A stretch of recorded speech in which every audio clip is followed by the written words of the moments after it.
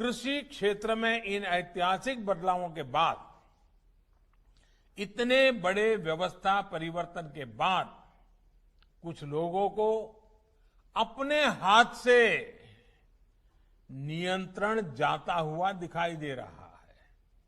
इसलिए अब ये लोग एमएसपी पर किसानों को गुमराह करने में जुटे हैं।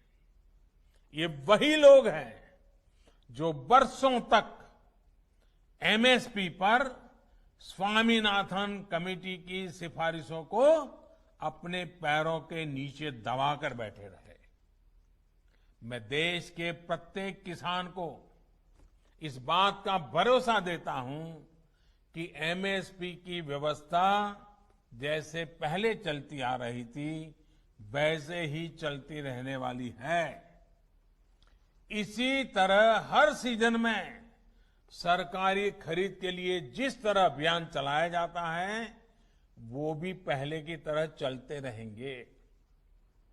साथियों, किसानों को एमएसपी देने और सरकारी खरीद के लिए जितना काम हमारी सरकार ने किया है वो पहले कभी नहीं किया गया।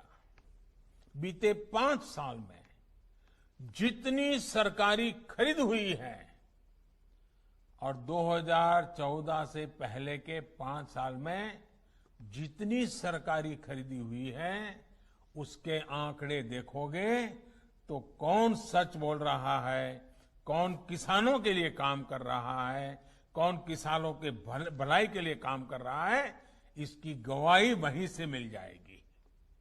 मैं अगर दलहन और तिलहन की ही बात करूं तो पहले की तुलना में दलहन और तिलहन की सरकारी खरीद करीब करीब 24 गुना अधिक हो की गई है। 24 गुना अधिक। इस साल कोरोना संक्रमण के दौरान भी रबी सीजन में किसानों से गेहूं की रिकॉर्ड खरीदी की गई है।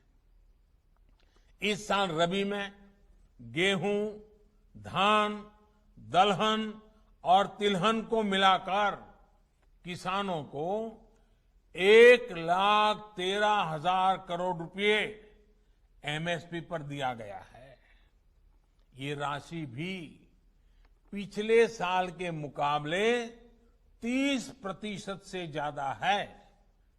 यानी कोरोना काल में न सिर्फ रिकॉर्ड सरकारी खरीद हुई बल्कि किसानों को रिकॉर्ड भुगतान भी किया गया है।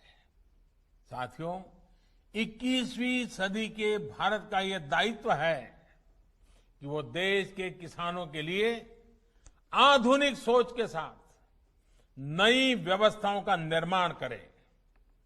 देश के किसानों को, देश की खेती को आत्मनिर्भर बनाने के लिए हमारे प्रयास निरंतर जारी रहेंगे और इसमें निश्चित तौर पर कनेक्टिविटी की बड़ी भूमिका तो है ही।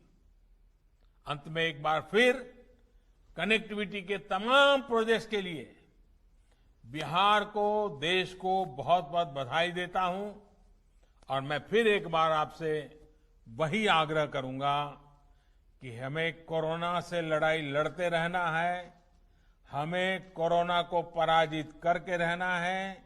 हमने हमारे परिवार के हर सदस्य को कोरोना से बचाना है और इसके लिए जो भी यम नियम तय किए गए हैं उनका हम सब ने पालन करना है।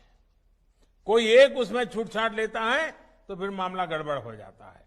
हम सब ने पालन करना है। मैं फिर एक बार मेरे बिहार के प्यारे भाइयों बहनों को बहुत बहुत धन्यवाद देता हूं। नमस्कार।